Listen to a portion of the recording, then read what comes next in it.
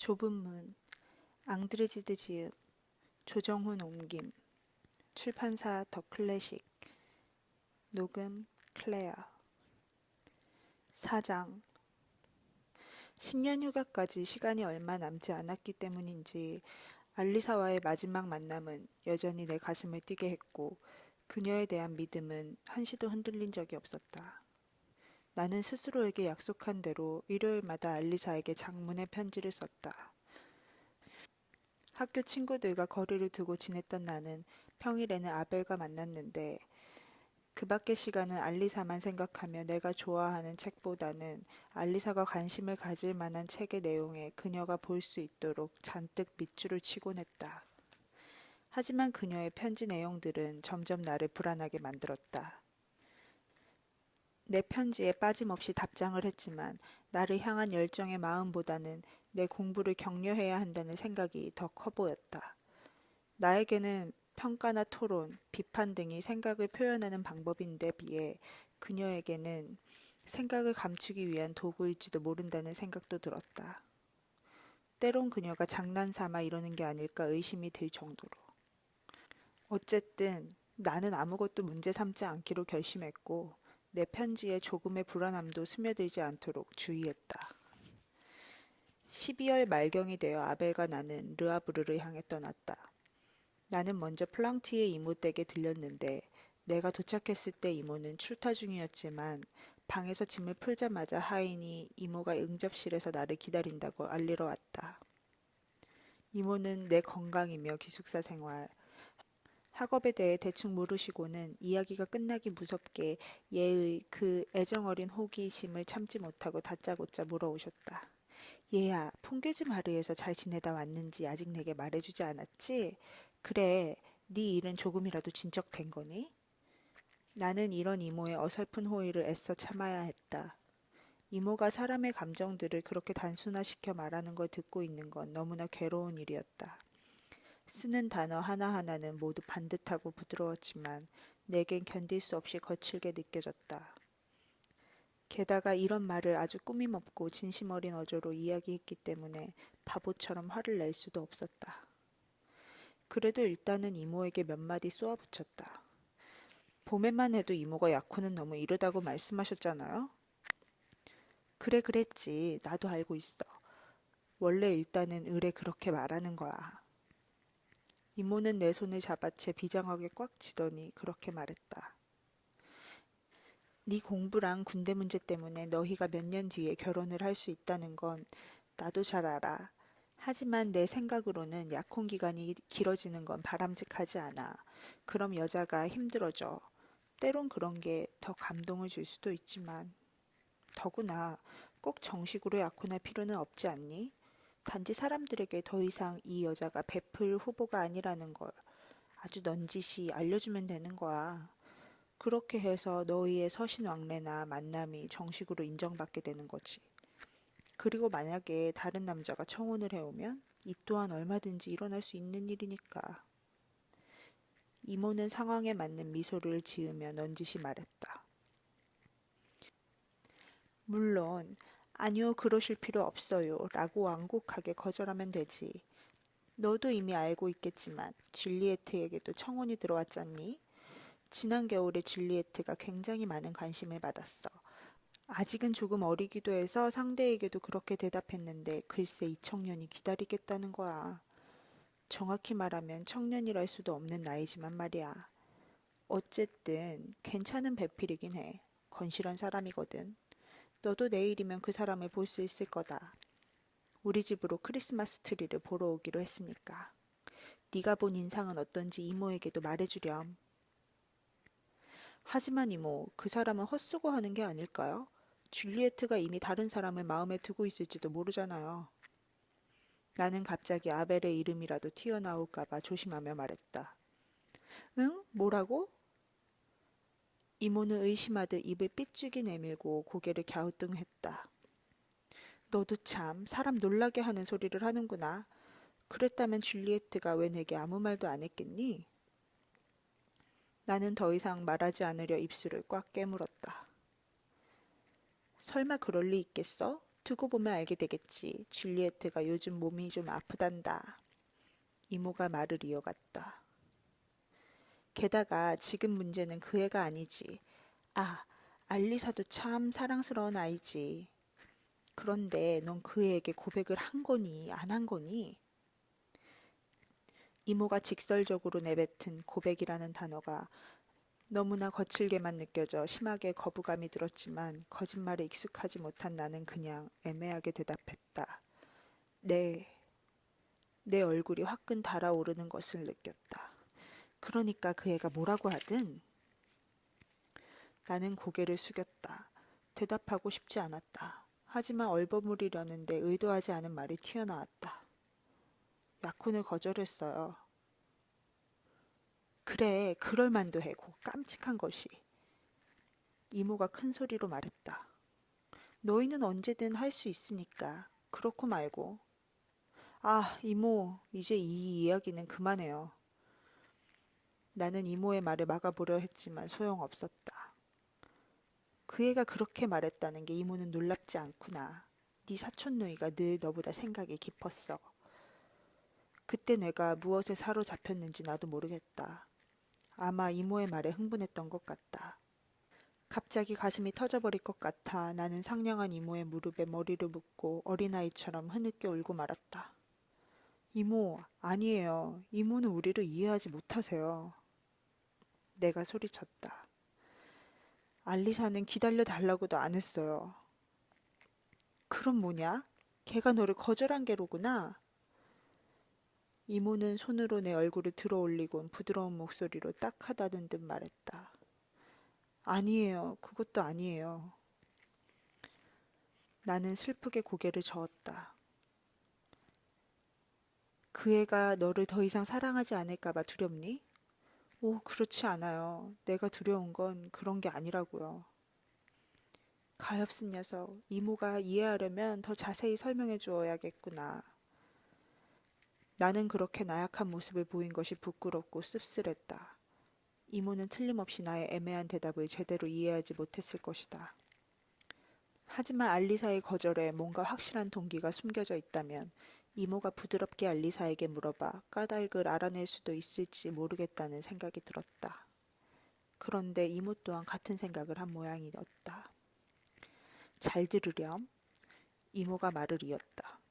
내일 아침 알리사가 크리스마스 트리를 장식하기 위해 올 거니까 뭐 때문에 그러는지 빨리 알아보고 내가 점심때쯤 알려주마.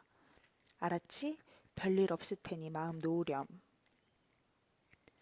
나는 뷰콜랭 외삼촌 댁으로 저녁을 먹으러 갔다.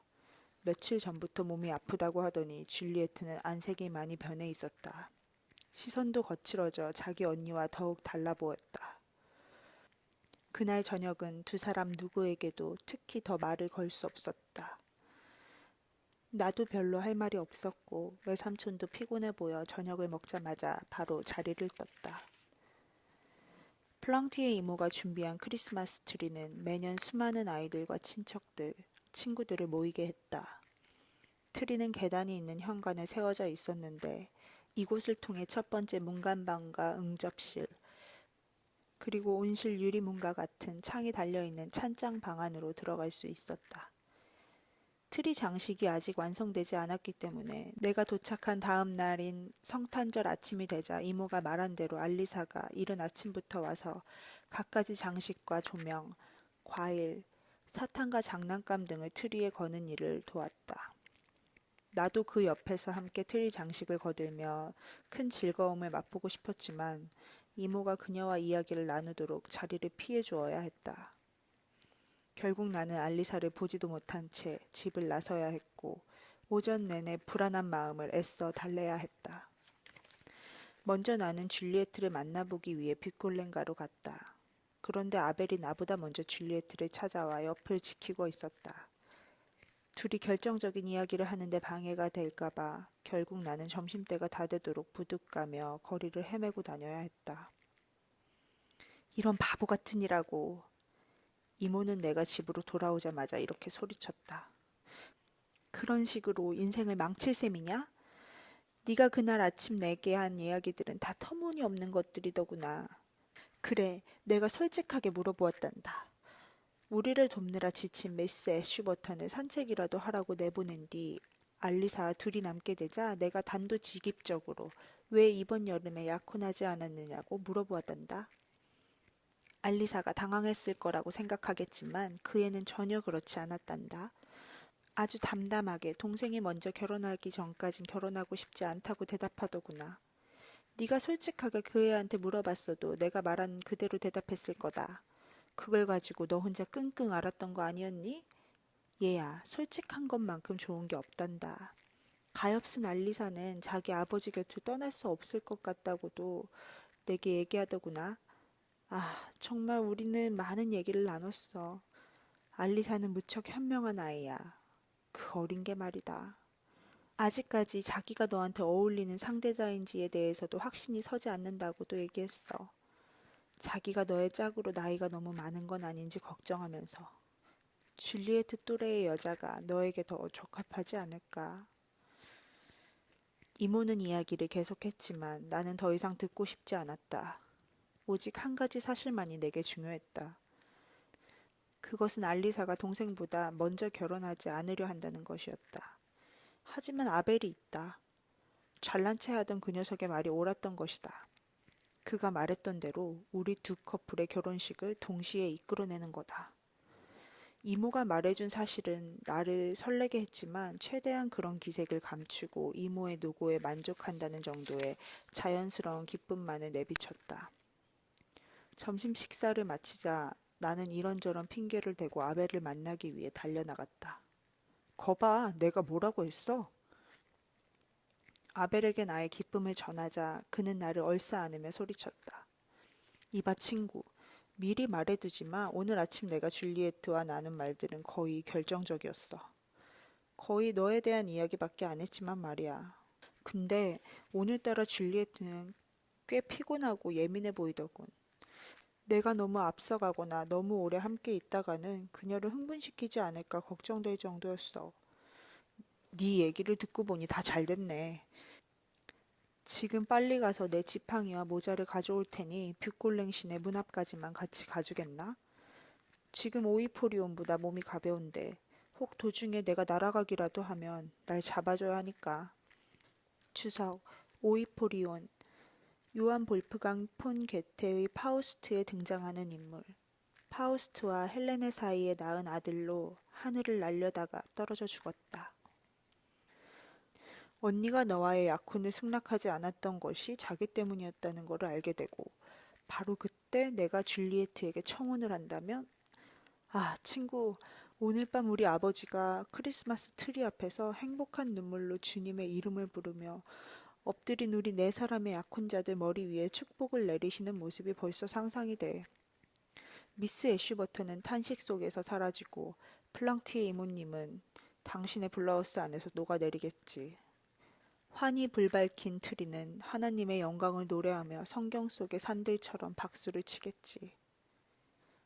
추석 여호와 앞에서 큰 무리 박수를 치고 산악이 함께 즐거이 노래할지어다. 시편 98편 8절.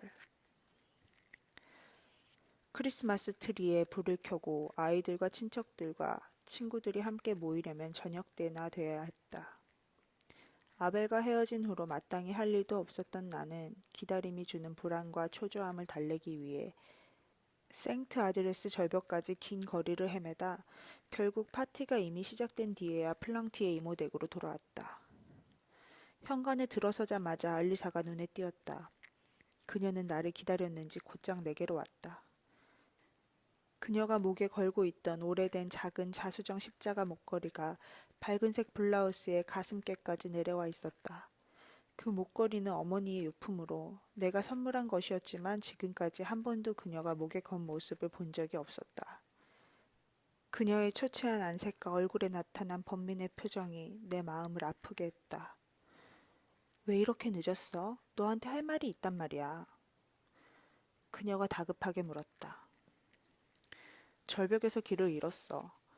근데 어디 아파 보이는 게. 알리사, 무슨 일이 있는 거야? 그녀는 잠시 동안 넋 빠진 표정으로 입술만 바르르 떨고 있었다.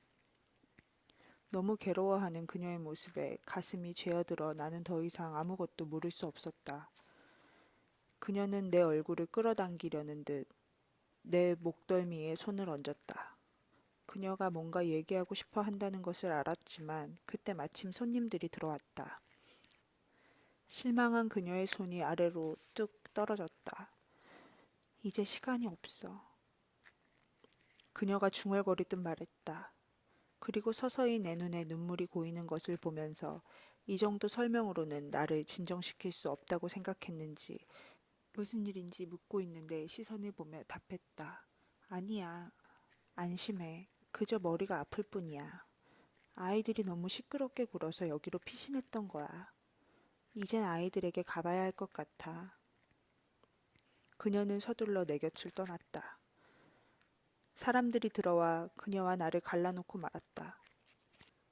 응접실에서 다시 만나려 했지만 그녀는 방 저쪽 끝에서 아이들에게 둘러싸여 놀이를 짜주고 있었다. 그녀와 나 사이에 아는 사람들이 여럿 보였다. 누군가에게 붙들리지 않고는 그들 옆을 통과할 수 없을 터였다. 하지만 난 예의를 갖추고 대화를 나눌 수 있는 상태가 아니었다. 벽을 따라가면서 몰래 빠져나갈 수 있을지도 모른다는 생각이 들어 한번 시도해보기로 했다. 정원으로 통하는 커다란 유리문 앞을 지나려고 하는데 누군가 내 팔을 끌어당기는 듯 했다. 줄리에트가 커튼에 반쯤 몸을 숨기고 문턱에 서 있었다. 온실로 가. 그녀가 다급하게 말했다. 오빠에게 해야 할 말이 있어. 먼저 가. 곧 뒤따라갈게. 이렇게 말하고 그녀는 문을 반쯤 열더니 정원 속으로 도망치듯 사라졌다. 무슨 일이 일어난 걸까? 아벨을 만나보고 싶었다. 아벨이 무슨 말을 한 걸까? 무슨 짓을 벌인 거지? 나는 현관 쪽으로 발길을 돌려 줄리에트가 기다리고 있는 온실로 갔다. 그녀의 얼굴은 빨갛게 달아올라 있었다. 그녀의 찌푸린 눈썹 때문에 시선은 힘들고 괴로워 보였다. 열에 들떠있는 사람처럼 눈빛이 번들거렸다. 목소리도 까칠하고 경직되어 있었다. 극도의 흥분 상태에 있는 것 같았다. 나는 걱정이 되었지만 그녀의 아름다움에 놀라다 못해 갑자기 어색함마저 느꼈다. 그곳에는 우리 둘밖에 없었다. 알리사 언니가 말했어? 그녀가 다짜고짜 물었다. 겨우 두어 마디 했을 뿐이야. 내가 늦게 와서. 언니가 자기보다 먼저 나를 결혼시키려고 한다는 건 알고 있어? 응. 그녀는 나를 뚫어지게 바라보았다. 그럼 언니가 내가 누구랑 결혼하길 바라는지도 알고 있어? 나는 아무 대답도 하지 않았다. 오빠야. 그녀가 소리쳤다. 그런 말도 안 되는 소리를. 그렇지? 그녀의 목소리에는 절망과 함께 승리감이 배어 있었다. 그녀는 벌떡 일어섰다. 아니, 그보다는 뒤로 펄쩍 물러났다고 하는 게 맞을 것이다. 이제 내가 해야 할 일이 뭔지 알겠어. 정원 문을 열며 이렇게 알 수 없는 말을 덧붙이고는 거칠게 문을 닫고 가버렸다. 내 머리와 가슴 속엔 온갖 생각들이 춤추고 있었다. 관자놀이에 맥박이 뛰는 것이 느껴졌다. 하지만 이런 혼란스러움 속에서도 오직 한 가지 생각밖에 나지 않았다. 아벨을 찾는 것이다. 아벨이라면 내가 이 두 자매가 한 이상한 말들에 대해 설명해 줄 수 있을 것이다. 하지만 사람들이 나의 동요를 눈치챌 것만 같아서 감히 응접실로 들어갈 수 없었다. 나는 다시 밖으로 나왔다. 정원의 차가운 공기 때문인지 마음이 차분히 가라앉는 것 같았다. 나는 잠시 정원에서 머물렀다. 해가 저물며 바다 안개가 뿌옇게 시내의 풍광을 지우고 있었다. 잎이 모두 떨어져 버린 나무들은 앙상했고 땅과 하늘조차 침통함 속에 잠겨 있는 듯 보였다. 노래소리가 들려왔다. 아마도 트리 주변에 모인 아이들의 합창 소리였을 것이다. 나는 다시 현관으로 들어섰다. 응접실과 문간방 문들이 열려 있었다. 피아노 뒤로 가려져서 잘 보이지 않았지만 사람들이 빠져나가 텅 빈 응접실에서 이모가 줄리에트와 얘기하는 모습이 보였다. 문간방의 크리스마스 트리 주변에 손님들이 서 있었다. 아이들의 찬송가가 끝나고 주위가 조용해지자 보티의 목사가 트리 앞에서 설교 비슷한 말씀을 시작했다. 목사님은 이른바 좋은 씨앗을 뿌리기 위한 기회를 놓치지 않으셨다. 불빛과 열기 때문에 불편해진 내가 다시 밖으로 나가려 하는데 문에 기대서 있는 아벨이 보였다. 아까부터 그곳에 있었던 것 같았다. 그는 적개심에 찬 눈초리로 나를 바라보고 있다가 나와 눈길이 마주치자 어깨를 으쓱해 보였다. 나는 그에게 다가갔다. 바보 같은 놈. 그가 낮은 소리로 말했다. 그리고는 갑자기 자 밖으로 나가자. 거룩하신 말씀은 이제 지긋지긋하다. 하더니 함께 밖으로 나오자마자 그는 다시 한번 바보 같은 놈 하고 내뱉었다.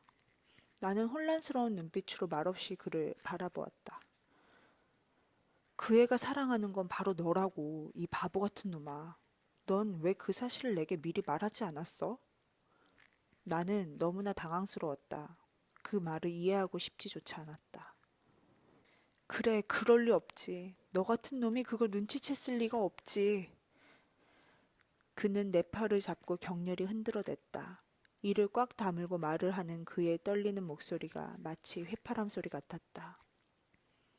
아벨, 제발. 얼마간의 침묵이 흐른 뒤 나 역시 떨리는 목소리로 말했다. 그는 무작정 나를 끌고 어디론가 가고 있었다. 그렇게 화만 내지 말고 무슨 일인지 내게 말을 해줘. 난 아무것도 모른다고. 그가 가로등 불빛 아래서 갑자기 나를 마주보며 멈춰섰다. 그리고 한참 뚫어지게 바라보더니 자기 머리를 내 어깨에 묻고 흐느끼며 중얼거렸다. 미안해 친구. 나도 어리석었어. 나 역시 너처럼 눈뜬 장님이었어. 눈물을 흘려서인지 그의 마음이 조금 진정된 듯 했다. 다시 고개를 들고 그는 걷기 시작했다. 무슨 일이 있었냐고? 이제 와서 다시 말해본다고 해서 무슨 소용이 있겠니? 너한테 이미 얘기했겠지만 오늘 아침에 줄리에트와 얘기했을 때 그 애는 유난히 예쁘고 발랄해 보였지. 나는 그게 다 나 때문일 거라고 생각했어. 하지만 그건 너에 대해 이야기를 하고 있었기 때문이었어. 순전히. 그때는 전혀 생각하지 못했어? 몰랐어, 전혀. 하지만 곰곰이 다시 생각해보니 알겠어. 네가 잘못 생각하고 있는 건 아니겠지? 잘못 생각하고 있다고? 이봐 친구, 장님이 아닌 다음에야 그 애가 널 좋아한다는 사실을 어떻게 모를 수 있어? 그래서 알리사가 희생하려는 거지. 자기 동생의 비밀을 알고 놀란 알리사가 널 양보하려 했던 거야. 자, 이제 이해가 돼? 하지만 나는 줄리에트와 다시 얘기해 보려고 했어. 그런데 내가 말을 꺼내자마자, 아니, 그보다 내가 무슨 말을 하려는지 알아채자마자 함께 앉아있던 소파에서 벌떡 일어나더니 몇 번이나 틀림없어 라고 되풀이해 말하는 거야. 하지만 목소리는 전혀 확신에 차 있지 않았어. 아, 이게 무슨 말도 안 되는 소리야. 왜? 정말 희극 같은 스토리 아니야? 그 애는 언니 방으로 뛰어갔어. 내가 깜짝 놀랄 만큼 격렬한 소리가 났고 난 어쩔 줄 모르고 있었어. 줄리에트와 다시 얘기하고 싶었지만 잠시 후 방에서 나온 사람은 알리사였지. 알리사는 모자를 쓰고 있었고 내가 불편했는지 인사만 하고 빨리 지나가 버렸어. 그게 전부야. 그럼 줄리에트는 다시 못 봤어? 아벨은 잠시 망설이는 듯 하더니 말했다. 봤어. 알리사가 나가고 나서 방문을 밀어보았어. 줄리에트가 벽난로 앞에서 서서 팔꿈치를 대리석 위에 대고는 턱을 괜 채 꼼짝 않고 있더라. 거울을 뚫어져라 쳐다보고 있더라고. 내가 들어오는 소리를 듣고는 뒤도 안 돌아보고 발을 동동 구르며 소리를 질렀어. 아, 나 좀 혼자 있게 해줘. 라고. 그 목소리가 너무 매몰차서 황급히 다시 나왔어. 이게 다야. 그럼 이제 어떡하지? 아, 너한테 말하고 나니 이제 후련하다. 이제부터? 글쎄다. 네가 줄리에트의 사랑의 상처를 치유해줘야지. 그렇지 않으면 내가 아는 알리사라면 다시 네 곁으로 돌아오지 않을 거야. 우리는 아무 말 없이 한참을 걸었다. 돌아가자. 마침내 그가 입을 열었다. 지금쯤 손님들도 다 갔을 거야. 아버지가 나를 기다리고 계실 거야. 우리는 집으로 돌아왔다. 정말 응접실은 비어 있었고 장식이 다 떨어져 불도 꺼진 문간방의 트리 주변엔 이모와 그녀의 두 자녀들, 외삼촌, 미스 애쉬버턴, 목사님, 내 사촌 누이들, 그리고 아주 우스꽝스럽게 생긴 한 남자만 남아 있었다. 그 남자가 아까부터 이모와 꽤 오래 이야기하고 있었던 것을 보았는데 나는 그때서야 그가 줄리에트가 말했던 구혼자임을 알아차렸다. 그는 몸집이 크고 다부진 데다 혈색이 좋고 머리도 조금 벗겨져 있었다. 신분이며 환경, 혈통이 모두 달라서 우리 사이에서 그는 스스로 이방인이라고 느끼고 있는 듯 했다. 풍성한 콧수염 아래 달린 아랫입술 밑에 난 수염 끝을 초조한 듯 잡아당겼다 꼬았다 하고 있었다. 현관문들은 그대로 열려 있었지만 불들이 모두 꺼져 있었다. 아벨과 내가 소리 없이 들어왔기 때문에 아무도 우리가 온 사실을 알지 못했다. 끔찍한 예감이 나를 죄어왔다. 잠깐. 아벨이 내 팔을 잡으며 말했다. 그때 우리는 그 낯선 사내가 줄리에트에게 다가가 손을 잡는 모습을 보았다. 줄리에트는 아무 저항 없이 체념한 듯 그에게 손을 맡기다시피 했지만 사내에게 눈길조차 마주치지 않았다. 가슴이 꽉 막히고 앞이 깜깜해지는 듯 했다. 아벨, 도대체 무슨 일이 벌어지고 있는 거야?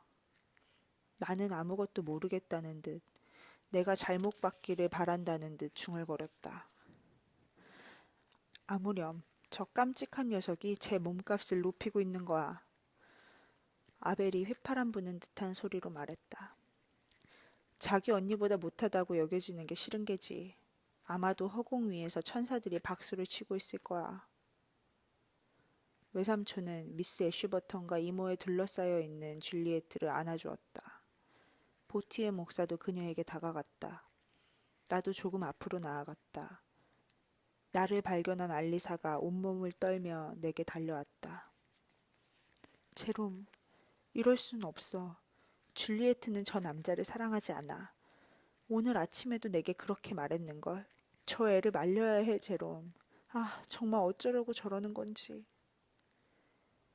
그녀는 절망스럽게 애원하며 내 어깨에 기대었다. 그녀의 고통을 덜어줄 수만 있다면 내 목숨이라도 바칠 수 있을 것 같았다. 그런데 갑자기 크리스마스 트리 근처에서 비명소리가 났다. 이어 혼란스러운 움직임들. 우리는 급히 그쪽으로 달려갔다. 줄리에트가 의식을 잃고 이모 팔에 쓰러져 있었다. 모두가 서둘러 줄리에트에게 달려가 몸을 굽히는 통에 나는 겨우 그녀의 모습을 볼 수 있었는데 헝클어진 머리카락이 무서울 정도로 창백해진 얼굴을 뒤에서 잡아당기고 있는 듯 보였다. 그녀의 몸이 경기를 일으키는 듯 움찔거리는 것이 예사로워 보이지 않았다. 아니야, 아니야. 이모가 당황해 어쩔 줄 모르는 외삼촌을 안심시키려고 큰 소리로 말했다. 보티의 목사도 검지손가락으로 하늘을 가리키며 벌써부터 외삼촌을 위로하고 있었다. 아니라고. 아무 일도 없을 거야. 너무 흥분했던 거야. 단순한 신경 발작이야. 테시에르 씨, 나 좀 도와줘요. 힘도 세시니까요. 이 애를 내 방으로 데리고 올라갑시다. 내 침대 위에 눕혀야. 내 침대 위에. 그러더니 이모가 큰아들에게 몸을 기울여 귀에 대고 몇 마디를 하자 즉시 나갔는데 틀림없이 의사를 부르러 가는 것 같았다. 이모와 구혼자는 몸이 반쯤 뒤로 젖혀진 줄리에트의 어깨 밑으로 팔을 넣어 안았다. 알리사는 자기 동생의 발을 들고 부드럽게 그 발을 감싸 안았다. 아벨은 뒤로 떨어질 듯한 그녀의 머리를 받치고 있었다. 그리고 나는 아벨이 몸을 구부려 그녀의 헝클어진 머리카락을 가지런히 모아 입을 맞추는 모습을 보았다. 방문 앞에서 나는 멈추어 섰다. 사람들이 줄리에트를 침대에 눕혔다. 알리사가 아벨과 테시에르 씨에게 몇 마디 했는데 내게는 무슨 말인지 들리지 않았다. 알리사는 문 앞까지 두 사람을 배웅하며 우리에게 동생이 쉴 수 있게 해달라고 부탁했다. 동생 곁에는 자기와 플랑티의 이모만 남아서 지키겠다면서. 아벨이 내 팔을 붙들고 밖으로 데려갔다. 우리는 오랫동안 어둠 속을 걸었다. 목적도, 의욕도, 아무런 생각도 없이. 4장